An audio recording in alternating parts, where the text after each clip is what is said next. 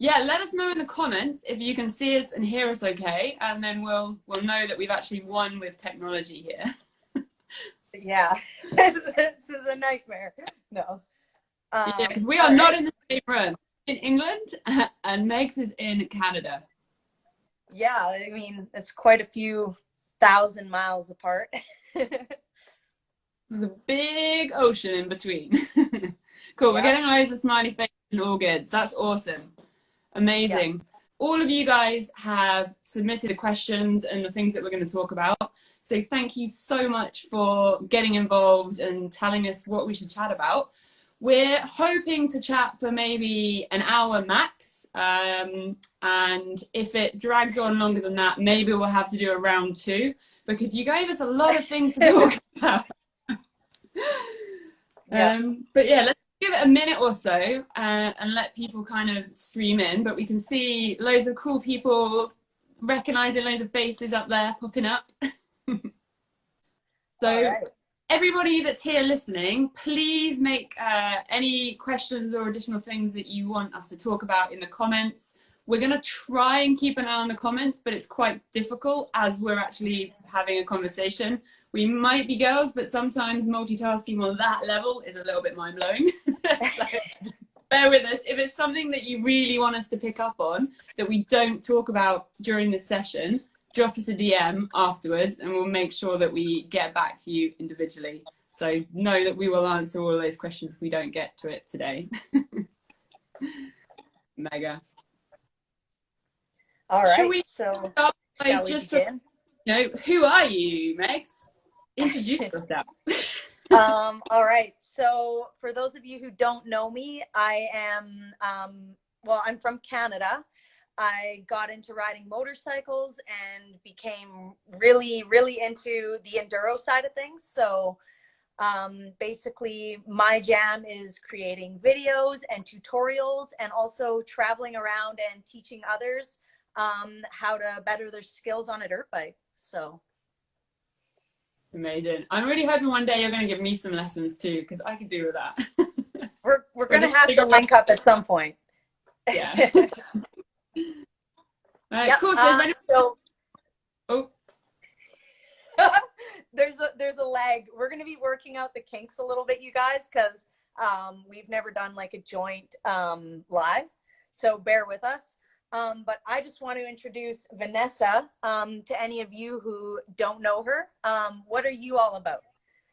cool. So I'm Vanessa. I'm also now known as the girl on a bike, which kind of says exactly what it is on the tin. I've relatively recently got into motorbikes following a quite a big life-changing accident that took a pretty hefty hit on my life. But I've discovered motorbikes, and now I am a full-on hard enduro addict. I'm nowhere near on like the Megs crazy Braap level, but I am pretty dedicated training. I live in England, and I also sort of ride a little bit of a variety of motorbikes. So it's not just enduro. I also do ADV.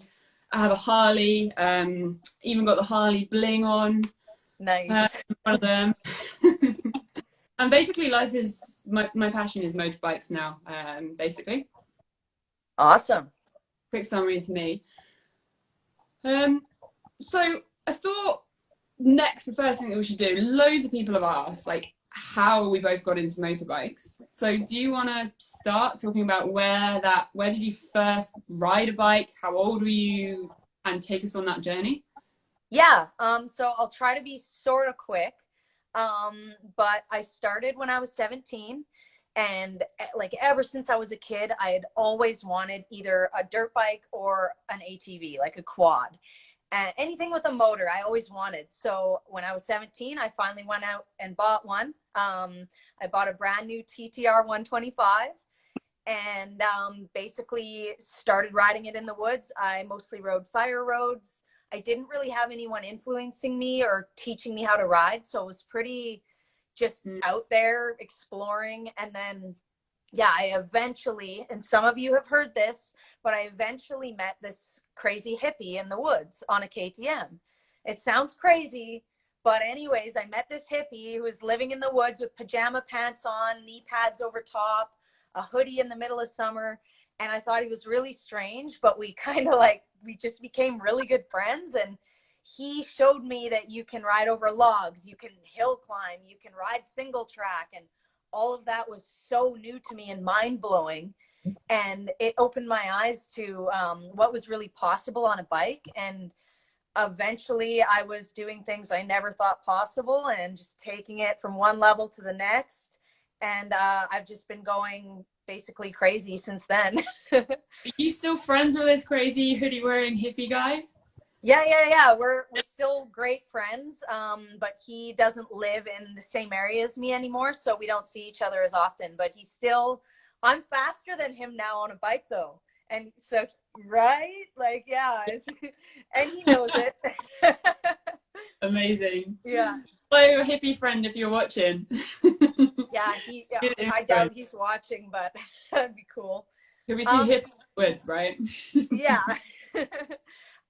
So yeah, how about you? When did you start? What was your first bike? How did it start? Yeah, so I wasn't a kid that was into motorbikes. I don't think I really acknowledged their existence growing up at all, which is pretty mad. But when I was 21, I through the university course I did, ended up doing a work placement in the Bahamas, which is all a little bit random. But I did marketing and PR on a remote island in the Bahamas, and someone's got to do it, right? I couldn't afford a car, but I needed a way to get around the island, and I thought, well, why don't I get a motorbike? I'd never ridden a motorbike, and there wasn't a motorbike on the island, so they were like the first hurdles. But whatever. I found one, like a Chinese Lifan 250 little dirt bike, basically a wannabe Honda, and had it shipped in to the Bahamas. And it arrived in a box, like not a bike. It was like a bike in a box. And I couldn't do mechanics back then, so I was a little bit like, what do I do with this? A bottle of rum and the local bush mechanic had it all set up and, told me where the start button was and roughly how to disappear off. And before I knew it, I was buzzing around the island with my spear and fins on the bike, and I'd go off like spear fishing and exploring the island. I came back to England and got my full bike license, and didn't have a bike for a really long time because at that point financially I couldn't afford a car and a bike, and it just wasn't something that I sort of had in my life. And then after my accident, once I was physically able to, I was basically battling traffic going to work in the office because I couldn't cycle to work anymore as I had. So I thought, well, why don't I get a motorbike to beat the traffic, which was genius. And what I didn't realize is that motorbikes are highly addictive and they breed. Yeah. That one became like a desire for another motorbike, and before I knew it, they'd sort of morphed and I'd swapped that one and got another one. And through my journey of physical recovery from the accident, I then came through to the point where enduro came into my world, basically. Nice. Awesome. Not like your classic growing up with a dirt bike on the farm or anything story, but right. It got me yeah. Yeah. Okay, so we have a whole list of questions from people. How about we take it in turns to ask one of the specific questions that people have asked for you and one asked for me, and then we'll quick fire back and forth the questions and then get into some of the more detailed topic areas. Yep, sounds good. Perfect. Okay, so first up for you, you have 2 enduro bikes. Why do you run 2? Are they set up differently? Explain. All right. So the number one reason I have 2 bikes going right now is for traveling. So if I drive 1,000 miles to go teach a riding clinic, and I do something stupid the day before while I'm scoping out the area and I break something, I need to be able to quickly swap parts. So it's very important to me that I have 2 bikes while I'm on the road. And they are both 2-stroke 300s.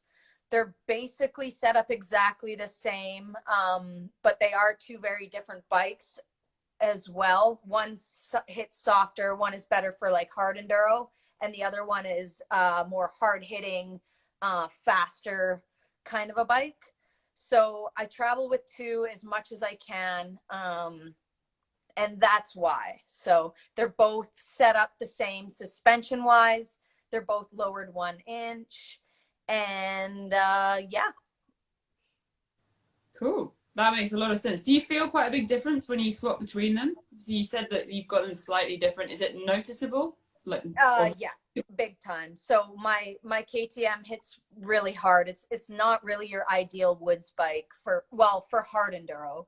So right away I can notice the difference. If I've been on the Husky for a while, I'll throw a leg over the KTM and I'll almost fall off the back. I'm like, oh right, this thing's like a bucking bronco. So but they're both really fun and they both have their advantages. Perfect. Yeah. Cool. All right. So next question is going to be for you. All right. So a lot of people have been asking, so what exactly happened with your accident? What was the accident? Yeah, good question. Okay, so 25th of March 2014 is when the accident happened. And I guess a key thing to think about before I even tell you the accident is prior to the accident, I was an extreme sport adrenaline junkie. Kite surfing was my big thing. I'd gym 3 to 4 days a week. I'd cycle to work 16 miles every day. Like, it was all physical activity and sports. And then the 25th of March 2014, I was cycling home from work. It was a normal Tuesday. I was actually on the way to the lake to go wakeboarding with some friends and my now husband. And a car coming the other way decided not to read their red light and jumped straight through the lights, cut across in front of me. And it left me with nowhere to go. I went straight into the side. And my right shoulder took the full impact, and then I landed onto the ground, onto my right hip. The injuries at the time weren't mental. It wasn't like I was bleeding out on the side of the road or anything like that. But the implications of the injuries meant that I had a 5-year recovery with 6 surgeries, and I've now got a reconstructed shoulder and right hip. So I'm a little bit bionic. There were times in that journey where I didn't realize the world could go so dark, I suppose. You know, I had to set goals, and it might have just been that going to the toilet on my own, or putting my own socks on. And I guess linking to the question we had just now about the dirt bikes, after my first hip surgery, so I've had 4 on my hip, I was bedbound, and I randomly woke up one morning and turned around to my husband and said, can I get a dirt bike? And to this day, I don't actually know where the idea came from. And we were lucky enough to be in a position where we could go out, and we found this cheap little dirt bike, and we bought it almost immediately. But it was 5 months till I could even sit on it. Right. But I had it. It was the goal. It was something that when I had those awful days where I just hurt, and I didn't want to do my physio, and I just wanted to hide in a duvet, it was that like motivation to, come on, you can't let that woman's momentarily lapse of judgment, change everything. You've got to fight through this. And so the motorbikes have been huge energy for me in my journey, in my recovery, basically. So yeah, wow. I'm a little bionic, a slightly reconstructed human, but I make do with what I've got. Randomly get stuck in tops because I can't pull my shoulder around or hobble a little bit. But you don't need to walk when you've got a motorbike, right? Right. Walking's for chumps. Yeah. Wow. That was a story. Sorry, it's a bit heavy. Oh, no, now we know. Yeah. Okay, I got a question for you then. Have you ever tried any trails riding?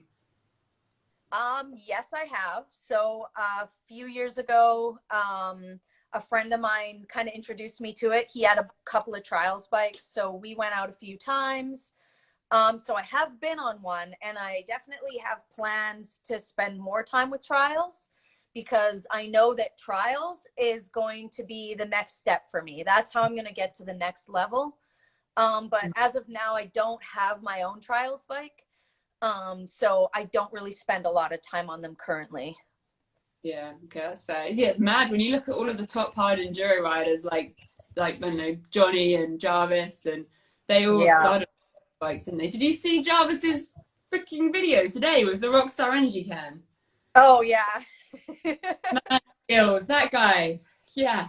If you find my balancing challenges too easy, go watch Jarvis. Yeah, yeah, it's all trials for sure, man. Quinn always tells me that I'm not gonna get to the level I want until I embrace trials. So yeah. All right, next question for you. All right, so with the injuries you've had, are you ever worried about getting injured again when it comes to riding? Ooh, that's a good question. Um, yes and no. So I guess I now realize quite how much your body can hurt, a lot more than maybe I would have done without the accident. And I know how hard a recovery can be. But I also know that I was able to get through that. So if I got injured again, I know that I've got the strength to be able to come out the other side stronger. And there's a huge element of the fact that you just can't bubble wrap yourself through life. Just because I had that injury, because like some people say, well, hang on, you got hit cycling. Why on earth would you then get on a motorbike on the road? That's surely more dangerous. But just because it happened then, it doesn't mean it's going to happen again. And I can't, bubble wrap and hide myself away in life. So yeah, it's a risk. And I am a little bit more vulnerable if I fall off than I used to be because of my lovely body parts. But it's my body. It's the only body I'm ever going to have. And I'm not going to stay home and sit on the sofa because it got hurt once upon a time. Right. Fine. Keep riding. Yep. Good attitude. Cool. Another question for you. Why have you stopped using your pipe guard? All right. All right. So people Pipe have would been die asking in me like a this. day if I sign off. No, it's people have been asking for a long time, because I used to run like a pretty beefy skid plate pipe guard combo. And yeah, I just took it off and never looked back. And the reason for that is when I first got my one of my Husky 300s, before I even rode it, I bolted that thing on. So I didn't know what the bike was like without it on, and I was under the impression that it was not affecting the handling. But every once in a while, some of the top well, my friend Quinn, he's a top rider, and he would hint at me like, you should take that thing off. But he's my friend, so he didn't want to be rude or hurt my feelings. So he was just hinting. And I was always super defensive. No, this thing helps my pipe. It protects it. It saves me a lot of money. But then one day, it became loose and rattly. And I was just about to go on a really good ride. So I just said, screw it. I'm going to take it off. And so I unbolted it and I went riding. And I will tell you guys, it was probably the best day of my life so far. Was the What? day I rode for the first time without an 8-pound aluminum thing on the lower part of my bike. So what happened is my bike suddenly handled like it should. And I had no idea that it wasn't handling like it should before. So hill climbs, it would track in a straight line. My suspension worked properly. Everything just felt great. And then at the same time, I wasn't getting hung up. So like I said earlier, my bike is lowered by 1 inch. And so I always thought that I would get hung up more often than most because my bike was lowered. Nope. Scrap that. That has nothing to do with it. It was getting hung up because of that extra inch all the way around my pipe and my frame. You'd be amazed at how much it grabs. You can't fit between the same small spaces and rocks and stuff. So honestly, it just came down to performance and not getting stuck. And I just haven't looked back. So for me, it's worth it to spend money on getting pipes repaired more often, and or even just buying a new one. To be totally honest, I'd rather buy a new pipe once a month and have my bike handle like it should than have it go back to that. Mega. So now you guys know I'm not putting down any people who run pipe guards, but this is why I don't run it. So yeah, that's totally valid. If it's you riding the bike, you've got to feel good on it. That's really interesting. right. And then I will say one thing, because you guys are probably at home right now being like, well, why don't you run a lightweight, a carbon fiber one? And the reason behind that is because I also tried that. And with those lightweight covers, when you smash into a rock or a log, instead of it denting your pipe, it just spreads out the impact over a larger surface area. And then the pipe pushes inwards towards the motor, which creates an exhaust leak or a larger loss of power. And it's just, I'd rather have a small dent or even a big dent than have a bent pipe. But yeah, that's it. I'll stop with that. Let's see what we got for you. All right. So you've ridden a range of TPI bikes this year, correct? Yep. So what made you settle on the 250? Ooh, okay. Wow. Okay, so just to clarify for anyone who doesn't know what I've been riding, I was on the 150 Husky TE 150i for a while, and I've also ridden the 300 loads and then settled with the 250. So, okay, if I was only doing hard enduro, I think I would have stuck with the 150, hands down. It was absolutely epic as a bike. The lightweight design, it just gave you so much confidence because it was like a freaking rocket fueled mountain bike. Basically, it was tiny and agile, and it gave you confidence as a result of that. When you then get on the 300, you get loads of confidence because you got the power. Like, it can just freaking pull through. So on a big hill climb, it's a lot easier on a 300 because you've got all of that energy to power you through it. And then on the 150, you have to really ride it because the gears are smaller. So let's just say on the 150, I was never in I was in the wrong gear more times in my life on the 150 than I have on any bike ever, because you've really got to ride it and move through the gearbox, which is absolutely fine. But when you then take it more to sort of the faster enduro stuff or some of the rally stuff I'm doing, it was just really hard work, and I didn't have the same top end speed that you could get on the bigger bike. And then the 300, I'm not Graham Jarvis, and he might need the 300 power, but that power going down to the 150, for me, obviously this is all just my opinion, I feel like the power is just a little bit more manageable. You get a little bit less of it sort of pulling away from you, the arm fatigue that you get from just that little bit more of a fiery animal in the 300. The 250 is just a little bit more more forgiving, I suppose. And again, it's still lightweight. It's I think it's 9 kilos or something more than the 150. I think I answered the question by doing like a spaghetti dance around the 3 bikes. So the 250 is the one that I've fallen in love with. Yeah, fair enough. Fair enough. Makes sense. Okay. Correct. Question for you. I like this question. So I name all of my bikes. So anyone who doesn't know me, Bear, that's my trials bike. My Harley is called Thug. And my enduro bike, the Husky, is called Buddy. Do you name your bikes? Have you got names? So normally I don't name my bikes, and I think most people do. So maybe I'm just a weirdo, but I feel like if you name your bikes, you just become too attached to them, and maybe throwing them down a mountain and smashing pipes off and busting levers, like maybe it just hurts a little more when you're that much closer to your bike. I don't know. You can say sorry so much more sincerely when they have a name. Well, shoot, maybe I should start. I mean, I have named one bike, and that was I had an FX 350, a 4-stroke, and I named it Linda after do I have it laying around? Well, after my chicken. But that bike's long gone, so maybe I'll have to give my other ones a name. Okay, we have a mission right now. Everybody who's watching, we need some name suggestions in the comments. Let's see if we can get a name out of this live session.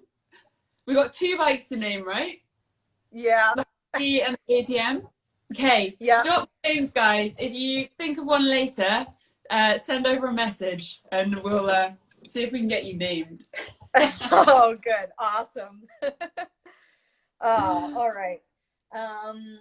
Okay, here's a good one.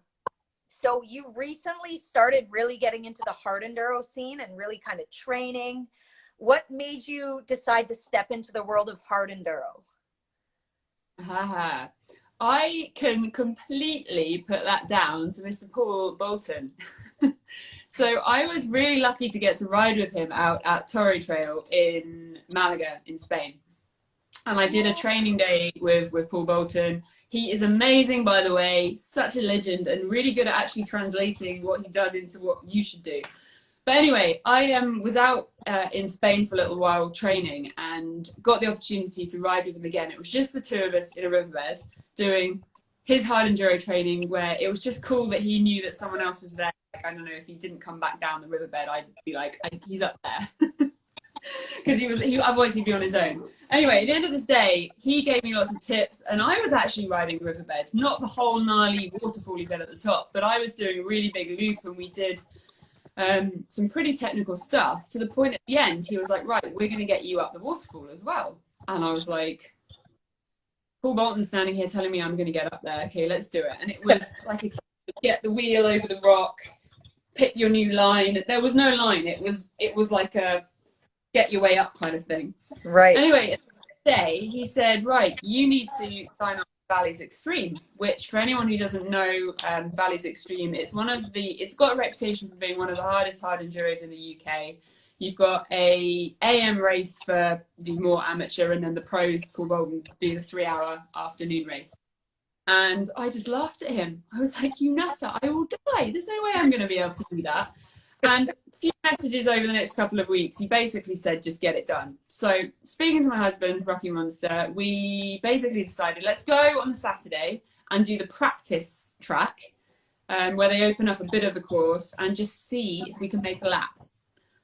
Just because we didn't know, we had no calibration of where our riding was in relation to what you'd need to be able to get round a hard enduro event.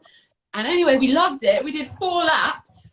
Then got persuaded by people that we met in the evening that we should sign up. So we were changing tyres in the dark in the car park so that we had fresh rubber, and signed up first thing in the morning, and then made silver in the actual race. So I was really pleased. Silver, based on how far you get round, whether you do 1 lap bronze, 1.5 lap silver, 2 laps is gold. So we didn't even just make a lap, we did like silver. I was really chuffed. Anyway. Nice. Traveling on, that had me addicted. The burn, the fear. So on the start line, 4 meters from the start line, was this absolutely horrific plastic pipe. So if I was to stand here, can you see my knees? Yep. It was about that high, like a big plastic drainage pipe. 4 meters from the start line with all those people everywhere. And I was like, it's going to eat me alive before I've even got 10 meters in. But it didn't eat me alive, and I survived, and I was hooked. Yeah. That's awesome. Sorry, that was a bit of a story, but I got to thank Paul Bolton, really, because I guess he believed in me. And when someone like Paul sees you ride and goes, you should give it a go, I trusted him, and I gave it a go, and now I'm hooked. Definitely. Wow, that's great. Okay, last question for you in this little section of our talk is, why do you always ride with your sleeves rolled up? Okay. So that's just me being me, I guess. The first reason is that I get hot. So when I'm riding, if you guys ever listen to my helmet cam footage, I'm either heavy breathing or complaining that I'm hot. And so the sleeves, exposed skin, it helps me cool down. And then on top of that, just having fabric here, like this part of my arm expands sometimes. Like it will get, if I ever get arm pump or whatever, right? It's like your arms compared to me. I'm a baby Braap, actually. But yeah, like I just don't like sleeves there. It has nothing to do with me wanting my arms to be scraped up and exposed. It's simply just I get hot and uncomfortable, and it turned into just, I guess, a thing that people notice. Yeah, I don't have any like wild, crazy reason or epic story, but It's just the way I am and I can't change. Although sometimes I want to change because since I ride with my sleeves rolled up, I get a lot of comments complaining about me not wearing elbow protection. Meanwhile, all the top pros Oh, aren't wearing it either, but you huh? could have protection. Do you not have elbow protection? Or do you? No, No, you don't. no. Well, my elbows would be scared. Well, yeah, I mean, we can get into that when we talk about, I think we have a gear section farther Cool. Okay. down, but yeah, I'll leave it at that for now. It makes me hot and uncomfortable when I have sleeves. Cool. Is anyone watching similar? Are you a sleeve up person? Give us like a fisty punchy emoji if you also like your arms sleeves rolled up. I'm a sleeve down person, I think. Although they're up right now, but I'm not on a motorbike. All right, I think I have one more for you. Oh, okay.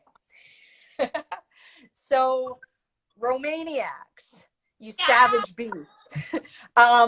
What, why, how, what is your thought process for entering this race? Throw yourself in the deep end and give it a go. So I off okay, after the accident, it was only really May last year where I got back on a bike properly. And bearing in mind I started off-roading since my accident, so I've only been riding maybe 22 months now, but with 3 hip surgeries in between across 3.5 year period. So I haven't actually been riding that long. But from about probably August, September last year, I started doing trials first and then sort of the journey through to hard enduro. And I just decided, let's just set myself some crazy goal. I'm not going out and doing silver or anything like that at Romaniacs. I'm doing iron, which I know is going to be the hardest thing I've ever done. But I've been really training really hard. I've been working on my fitness. I've been working on my skills. And I just want to kind of show that if a slightly reconstructed person can get out there and give it a go, then, let's all go out and have some fun. And I'm not going to win it or anything like that. It's just about taking part and enjoying it and hopefully making it round every day. Very cool. It's inspiring. Aw, you've got to come and do it as well. Although I I'd will. be like, be on the start line and then it'd be like, bye, just left in the dust. I need to make sure I'm prepared because that's very far away from me. So it'd be pretty expensive to Yeah. get my butt over there and and do it. But It's yeah, it's a pretty hefty one to do even from England. It's right. Yeah. yeah, totally get that. Yeah. Okay, cool. So the next section we thought we'd do is lots of the questions and things that people sent in kind of made nice little discussion topics. So we've got a load of different topics that we're just going to sort of try and chat through. So if we kick it off straight away with bike fitness, that is a really big one because it's exhausting riding a motorbike and picking it up on rocks and doing sort of hard enduring what we do. So do you want to give us a little bit of insight into your fitness program and how you stay fit? Yeah. So very first and the most important part of my fitness is riding. Just riding. That keeps me really in shape, cardio wise and strength wise. So I mean, a lot of people who don't ride assume that as motorcyclists, we don't expel any energy and we're lazy. But anyone who actually rides knows that getting out on the bike, especially in really technical terrain, is very exhausting. So that's actually a big part of how I stay in shape. And then on top of that, my day job was pretty physical too, right? I am an industrial electrician. So again, that stuff kept me pretty fit. But when it comes to actually exercising off the bike and outside of work, if I'm going to go to the gym, I really focus on cardio and cardio-based exercises. So I would do cardio 5 days a week. And it would consist of 40 minutes on the stationary bike where I try to maintain a heart rate of 160, and then I'll do spurts and go a little harder in intervals. And then when it comes to weight training, That's really not a thing with me. So I do not do any upper body weight exercises because I'm not a personal trainer and everybody's body is different. But for me, I do what feels right, and it doesn't feel right to try and do weights. I'm more into body weight exercises and more almost like CrossFitty stuff where you're just keeping your heart rate up and you're using your muscles, but I'm not there trying to bench a bunch of weight or anything like that. I had quite a lot of things around actually. If one of a big thing that riders fatigue over is arm pump, and Right. that kind of muscle fatigue. And I've heard that actually the more muscle you have, as in sort of the density of the muscle from lifting heavy weights, it actually means that you're more likely to get arm pump because you've got a bigger mass. And so I remember actually reading this, I think it was Johnny Walker, who was saying that actually the last thing you want to do is be doing big, heavy weights. If you want to do weights, do like a low weight and loads of reps, which is again taking it back to that cardio, more of the endurance side. So I guess if you also think about looking at some of the pros, or for you, if you're doing an all day teaching or something, that's endurance. That's like a marathon, not you know, how heavy, how hard can I go? So that makes Right. a lot of sense. Yeah, yeah. Yeah. I'm gonna say to be fair. Yeah. Um, It just feels right anyways too. It makes sense and it feels right. So I just do what feels right.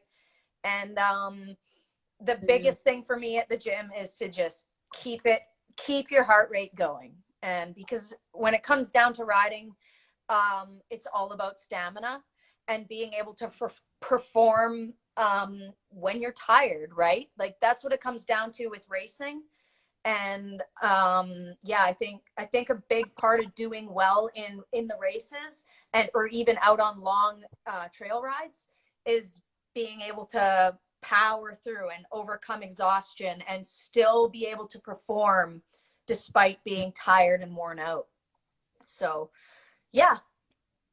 And then I guess another big part of fitness and being able to perform on the bike is diet, right?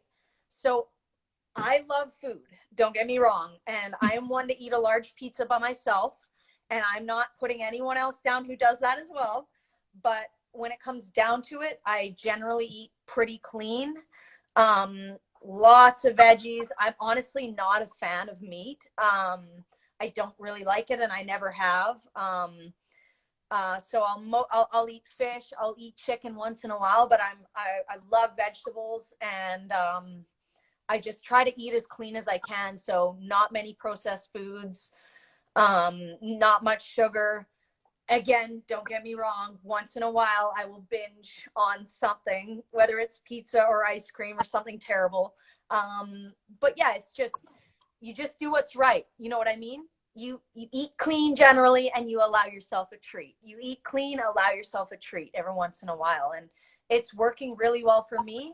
I know, again, everyone's body is different, and some people can get fit and build muscle easier than others. But this is what's working for me so far, and I just stick with it. there you go. Yeah, I eat really clean as well. I think the big one that amazes, I get a lot of like, and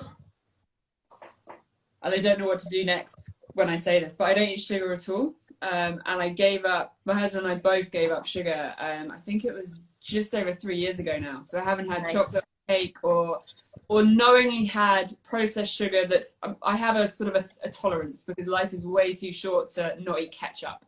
And yes, I Right. drink alcohol because life's too short again. But processed sugar, you know, I just don't have it. And at first, I gave it up because I was largely bedbound. I was like, how do I stay with a six pack and abs when I'm lying in bed?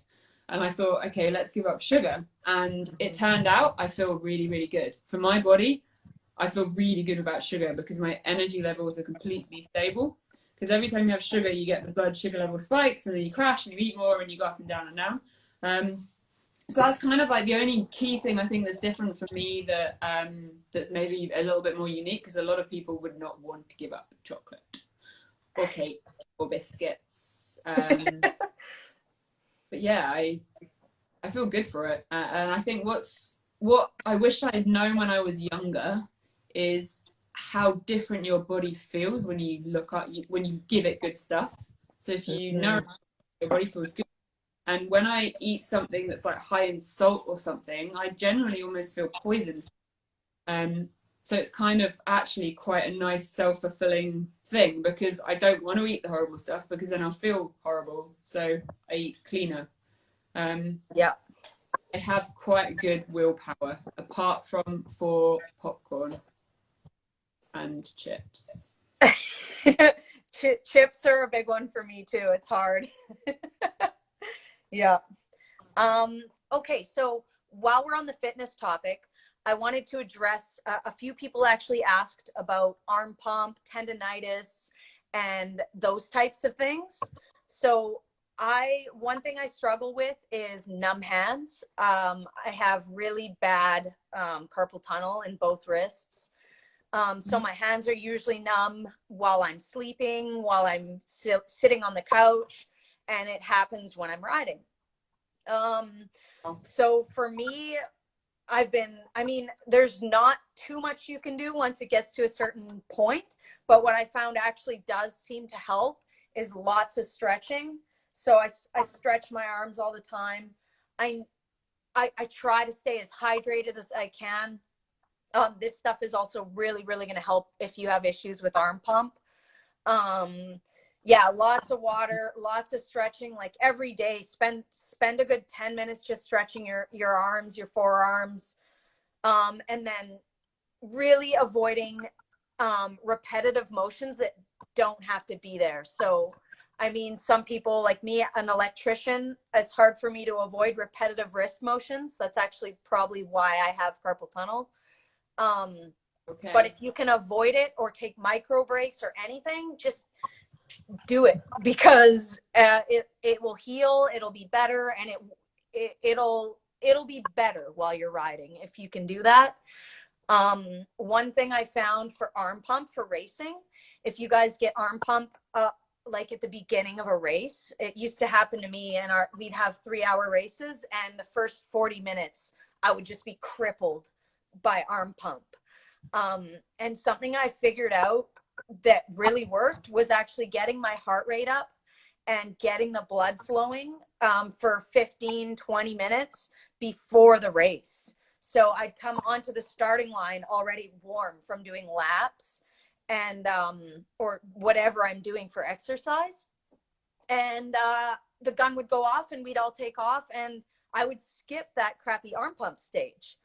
So that could work for you guys. I'm not sure, but yeah, hopefully that helps some people. Yeah, that's a mega cool tip. Okay. So proper Yeah. basically. And Yeah. that's what they taught us at school. Yep. Maybe we should listen. Yep. Cool. Okay. What's next? All right. Oh, okay. So this next topic kind of engulfs a whole bunch of questions. Lots of people are asking about my size and, well, our size as being female riders. And so the big question is, does size matter? Can you I tried really hard to keep a straight face though. I was wondering if, thank you. No, but as a rider, does size matter? And how do you overcome being smaller? So yeah, there's lots to say here. Do you want to get us started? I think for me, so I've got a little bit of a height advantage of you. I'm about 5'7" and you're 5'3". Yep. Yeah. I guess there's probably two areas in my head when I think about that. The first one is the skills. So trying to focus on skills that prevent you from being so aware that you're short. So the obvious one there is working on your balance so that when you would potentially have dab, you don't need to dab because you've got the balance to ride it out. Because when you're shorter, because even for me at 5'7", on a totally standard bike, I can't reach the ground on both sides comfortably, not hard enduro style. So I'm actually getting my 250 lowered now, which I'm very excited about.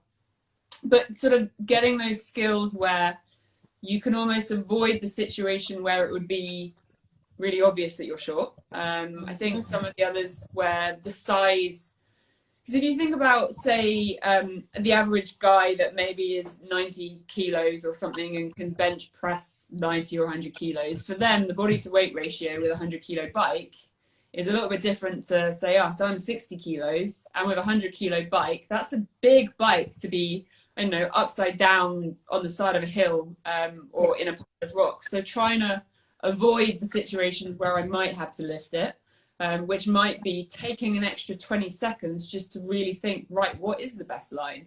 And not just like balls out going in and then thinking, oh, wait, I should have gone that way.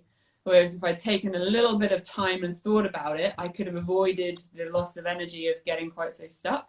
Yeah, I think it's like trying to ride a little bit more cleverly. I don't know if that's the right way to describe it. totally. And then Yeah. the other one is bike setup, which I think is the relatively obvious ones, like lowering the suspension, slimmer, what's the bit your bum fits on? Slimmer seats. Mm-hmm. Yeah, any other ideas? Yeah, so I'm totally with you on the balance thing. If you can better your balance, you're going to save a bunch of energy, whether you're a short rider or a tall rider. The more you need to dab and try to put your feet down, the more you're going to get exhausted. And as a small person, it's even worse, right? Because dabbing is a lot more difficult in almost every situation. So that's something that I really, really work on. Sometimes when I'm out on the trail, I'll be like trying really hard not to touch, like touch the ground, just because it's good practice, right? Like sometimes we'll just take a day to, okay, let's see who can dab the least on this rocky trail. And it's really good practice. And you can do that stuff at home, like we've all been doing because of the coronavirus. We've all been stuck at home. You can practice balance, right? Static balancing at home. You don't even need to turn the bike on, and it your riding will improve in leaps and bounds if you improve your balance. So that's the first thing. And then you already covered bike setup, which is basically the same for me. I lower my bikes by 1 inch overall in the suspension. Okay. So I'm not putting a lowering link on my bike because that changes the geometry of the bike and it's not ideal. So I get it done professionally and evenly in the suspension. If you want it lower than 1 inch, I wouldn't recommend it because at that point your ground clearance loss is going to be very noticeable. So there's that. But yeah, the biggest thing for me, especially when it comes to racing, is exactly what you already said, Vanessa, is picking smart lines and knowing your own skills. So if the only good line is all bunged up and there's a whole bunch of riders laid out on it, you're always going to be tempted to just and take a sketchy line around. But sometimes it's just you need to use your brain and maybe it's better to wait 20-30 seconds for an opening in the safer line than to spend 8-9 minutes lifting your bike up on the hill when you didn't quite make the crappy line, right? So as a small rider, it's all about balance and skills. And then, yeah, proper bike setup. If anyone tells you that you shouldn't be changing your stock bike, they're a little bit out to lunch. And then, yeah, smart line choices and know your skills, right? If you have the skills and you're confident that you can get around that bottleneck, then yeah, by all means. But if you're tired and you know that you probably are not going to make it, sometimes it's best to just wait and play the safe card. Yeah. I've just thought of another one. One of the ways where, as a smaller person, body to weight ratio wise with the bike, I think picking up the bike, you lose a lot of energy. And actually, there are quite a few good videos on YouTube that you can watch that teach you to pick up the bike in like the most efficient way. So that's Yep. probably tip as well. So to do some learning on like how to pick up the bike, Yep. because when you're, you know, upside down on a big hill climb and going the wrong way, you can lose so much energy fighting it, when actually a couple of, I can't think of them off my head, but a couple of cleverer methods will really help you out. Yep. That's a good one for sure. And then just knowing when to let the bike do the work and the suspension versus the body. So your last resort is your body, right? And if you are going to use your body to move your bike or do some sort of maneuver, you want to use your legs, the strongest muscles, right? So it's always about conserving energy, especially as a small rider. Yeah. Cool. Okay, let's move on. Because I realize we are really chatting away. Give us some thumbs up if you're happy that we keep going for a little bit longer. And we keep going with a list. We're like halfway through. Yeah. The next one is talking about overcoming fear of riding and the lizard brain, which is something that I've not heard before. I don't know Yep. if it's like something we don't say in England. Maybe I've just never experienced it. Right. So for those of you who are listening, the lizard brain is basically your reaction. So if the best example is the wheelie. So if you're not used to wheeling and you're just learning and you start to loop out, your lizard brain reaction is going to be to jump off the back. But if you've got lots of practice, lots of repetition, and you know to use the back brake, your lizard brain reaction is going to be to put the front end down with the back brake. So when it comes to battling the instinct. It's like battling the instinct of survival to, like, I don't know, put sort of an intelligent twist of actually no, we can get through this and not just freak out. Exactly. So, and the only way to override your instincts and your reactions is by repetition and practice and confidence. So you're going to have to put that front end down 1,000 times with your back brake before that becomes your reaction to a sketchy moment, right? So basically what we're saying here is it takes a lot of practice and repetition and confidence build up to be able to try certain things and get to the next level, because when it comes to fear, your lizard brain is going to kick in and make you do stupid things. So for me, there's kind of a fine line between pushing your limits and doing something stupid and getting hurt. And I may seem like a bit of a crazy person, but when it comes to riding, I'm actually pretty calculated. And if I see something that doesn't seem right or that I know probably won't end well, I'll usually sit it out or go around. And I go by my gut instinct. So if I roll up to something and it's like right away I see a line and it's like, oh yeah, okay, that's doable, then I'll try it. But if I roll up to something and it's like, no, dude, I'll usually go around it, or I'll at least stop and I'll walk it and I'll look and I'll decide, is it worth it? Can I do this? Am I at this level yet? And then I'll slowly push the boundaries and get better and better. But it's important not to go out there and say, okay, well, megsbraap wheelied over a suspended log. It's my second day on a bike, but if she can do it, I can do it. Or whatever Graham Jarvis did his Graham Jarvis-y thing. Well, I'm going to do it because I'm megsbraap. It may not end well, right? So you need to think it through and go at your own pace. So it's not about being the best right away. It's about achieving your goals that you've set, and just go at your own pace and you will get better as long as you have dedicated practice. So if something scares you, fix that by trying it. Try it on a smaller level. If logs scare you, start with really small logs and get that confidence built up slowly.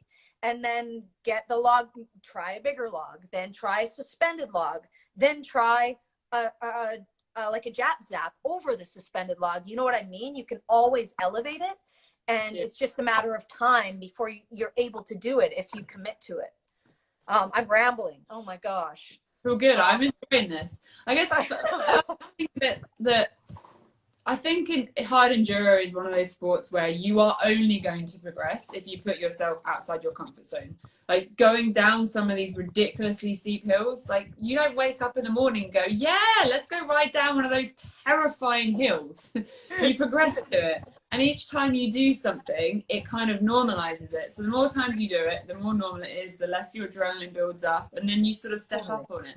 But going back to that, the comfort zone, I think for me, to progress, you have to push your comfort zone. But it's sort of the level between bravery and stupidity where it can be really dangerous as a sport. So you've got to know where to push, when to push, but also how far to push, because it can go wrong and you can get quite injured.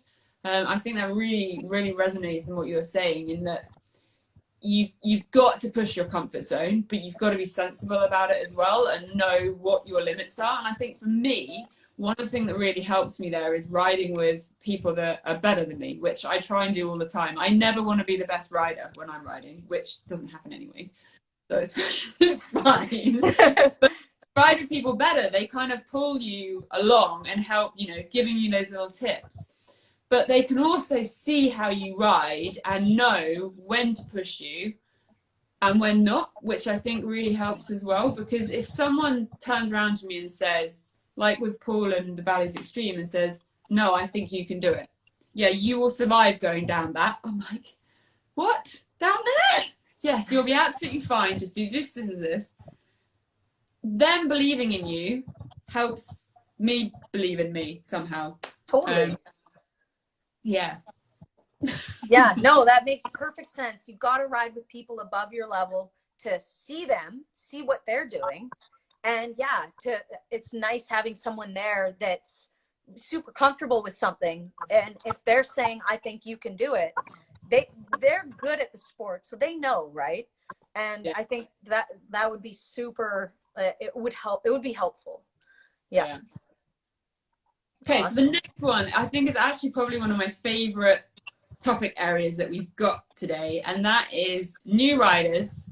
What recommendations do we have for new people getting into the sport, for people wanting to start out?